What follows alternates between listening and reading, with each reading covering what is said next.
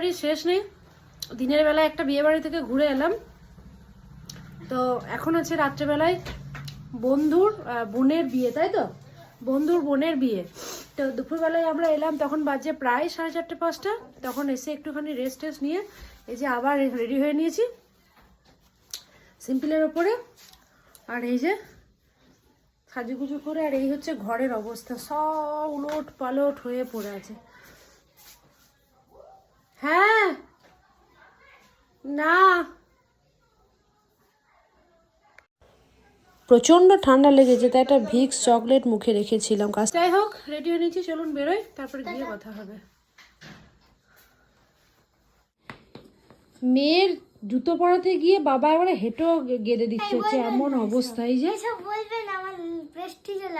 বাবা প্রেস্টিজে লাগছে, 1 ঘন্টা ধরে জুতো পরার এই পরিকল্পনা চলছে। অবশেষে আমার মা 2 ঘন্টা ধরে মেকআপ করেছে।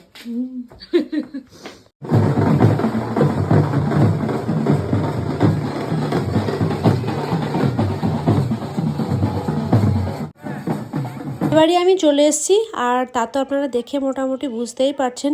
আর ঠিক আমরাও ঢুকছি, আর সেই মুহূর্তে বরযাত্রীও ঢুকছে, তাই আমরা একটুকু পিছনে দাঁড়িয়েছিলাম, বরযাত্রী আগে চলে যাক, তারপর আমরা ভিতরে ঢুকবো। যাই হোক, বরযাত্রীকে ওইদিকে নিয়ে চলে যাওয়া হলো, আর আমরা এদিকে সব বন্ধুবান্ধবরা মিলে যাচ্ছি। দেখি, চলুন ভিতরে নিয়ে যাই আগে।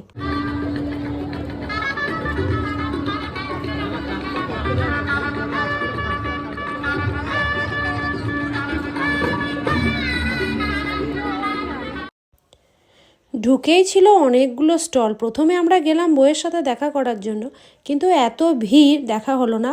আর দ্বিতীয় কথা হচ্ছে, আমাদেরও বন্ধুবান্ধবের গ্রুপটা বিশাল বড়, তো সেই কারণে আমাদের সবাই একসাথে না গেলে হবে না। তো ওই জন্য ফুচকা টুচকা খেয়ে তারপরে আমরা উঠেছি। এই দেখেছেন, আমাদের গ্রুপের সমস্ত বউরা উঠেছে, ছেলেগুলো কিন্তু একটাও ওঠার জায়গা পায়নি।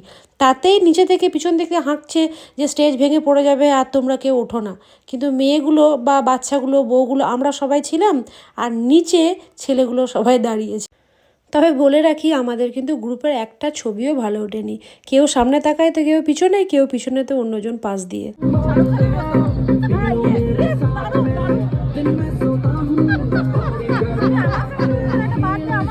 তুই শুধু যা, তবে তো ভালো লাগবে। তুই শুধু যা। যাই হোক, অনেক আনন্দ হলো, মজা হলো। এবার অনেকটা রাত্রি হয়ে গেছে, খেতে বসি চলুন। তো পুরো খাবারের ভিডিওটা আমি নিতে পারিনি, কেন বন্ধু বান্ধবরা ভীষণ মজা করছিল, তো এই কারণে মানে যতটুকু পেরেছি একটুকু সামান্য মতন ভিডিও নিয়ে রেখেছি। চলুন আপাতত ডিনারটা শেষ করি।